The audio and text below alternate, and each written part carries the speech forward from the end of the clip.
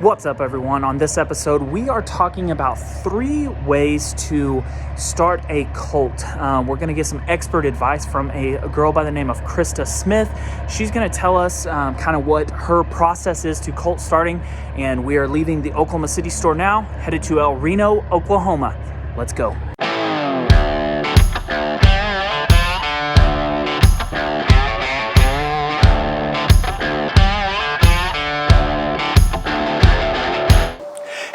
And welcome to another episode of Steve's Horse Show. Today's episode, I'm a little rusty. I haven't done an episode of Steve's Horse Show in I don't know how long, over a year. And we are at Christa Smith's farm talking about 3 unique ways that she starts colts. We're going to talk about first step to starting a colt is what, Christa? Groundwork and establishing good communication. So why and what do you do different than a lot of people when it comes to groundwork? Well, I like for the horse to understand things on the ground because everything that we teach them transfers to the saddle. Okay.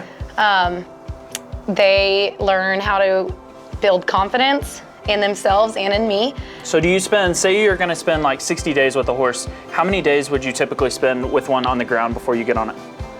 It really just depends because every horse is completely different.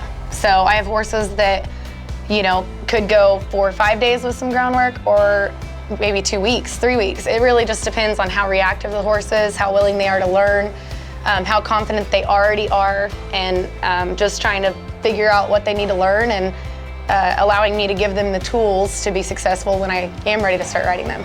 What's something that you see that a lot of people do on groundwork that you disagree with, that you think could be, what's one of the biggest mistakes that you see? I see people lose their temper with the horses, and what that establishes is a fear-based response. And all of the work that we put into building the trust and the communication with the horse can go down the drain really fast. I like for the horse to tell me when they're ready.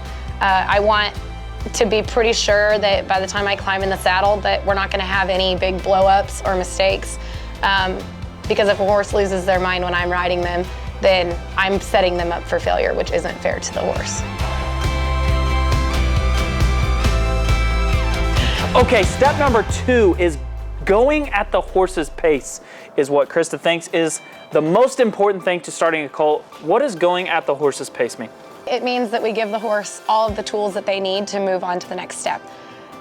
Some horses can move through those steps rather quickly, where I'll spend weeks on one particular thing with a horse to make sure that they fully understand that before asking them for something else. So it's kind of what we're talking about in step 1 is instead of having like a time goal of limit. 30 days we're going to do this and 20 days we're going to do this, is going out. Some horses can go faster, some can go slower. Yeah, the time limits are really unrealistic.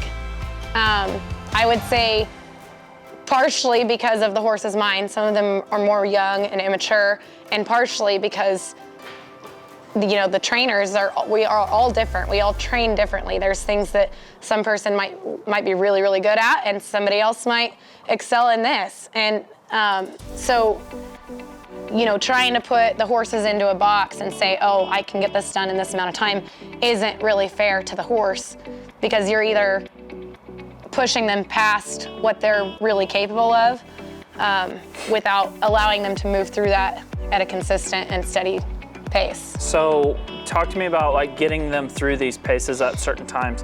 Is it good to keep them on the same routine over and over so they can find some consistency, or should you like expose them to new and like different things all the time and try to like change it up? So starting out, like we talked about earlier, I like to start with a lot of groundwork. Okay. A lot of my sessions consist of the same thing until they become confident in that. But what I like to do is go through what the horse has already learned and then add something new to the end of the ride. So every day I'm exposing them to something new, whether it's a bridge that we might cross tomorrow, but today I want you to go and sniff it. And I want to see, are you confident walking up to that bridge? Do we need to do a little bit more work on the ground to get you prepared to go over that bridge? So really just feeling the horse out. Consistency in the things that you've already practiced, and then introducing something else. New things. Yeah, and really that helps me and the horse to kind of gauge where they are.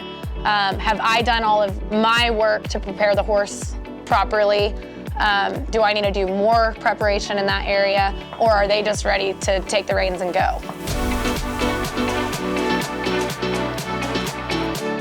The third step is clear communication. Christa thinks that communication is the third most important thing for breaking a colt. So what is the number one thing that you think people are not clear on in communication? Do you think that people don't ask specific things, or what do you think is a big deal with that? I think that most of the time when somebody asks their horse to do something, they don't really know the answer that they want. For me, when I give a horse a cue, I expect them to respond in a certain way. Just like her walking up on me, right? I have to establish boundaries here. She wants to be in my bubble. I have to tell her that she needs to stay back there. A lot of times people will let a horse just walk over the top of them and waller all over them, and it's consistency. So don't ask for anything unless you know the answer that you're looking for. Yeah, the answer, when I put pressure on her and ask her to get out of my space, I expect her to move out of my space. She has to understand those boundaries. I have to know what I'm asking of her before I even execute that cue. We'll talk about in the saddle, like what are some of the things that you do in the saddle, some of the first things that you ask for that you think are foundational in breaking a colt? I think the most important thing is just really getting a colt's feet moving forward. It helps them think through things. It helps them relax. If you're getting on a colt for the first ride and all you're doing is sitting on him and asking him to turn left and right, you're not really gaining any ground there. You really have to get the horse's feet moving forward, backwards, left and right, and really teaching them that you have control over where their feet are going. Right.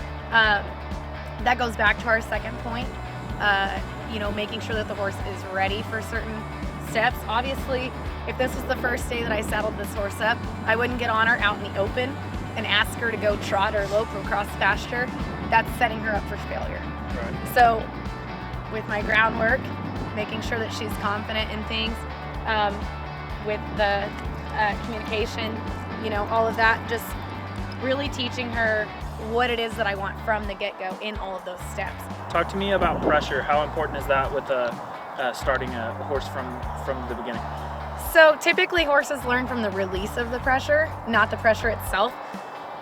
So I find, by applying the pressure, if the horse is trying to move off of that, you need to be able to release that. So releasing the pressure is more important even than putting the pressure in the beginning? Yes, the pressure is the cue. Use an example.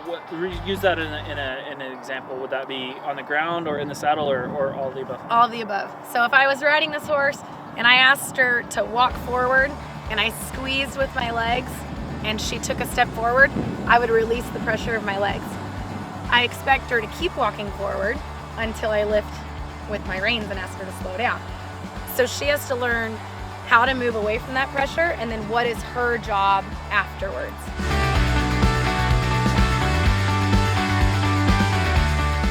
Thank you for watching this episode. This was 3 things to keep in mind when starting your horse.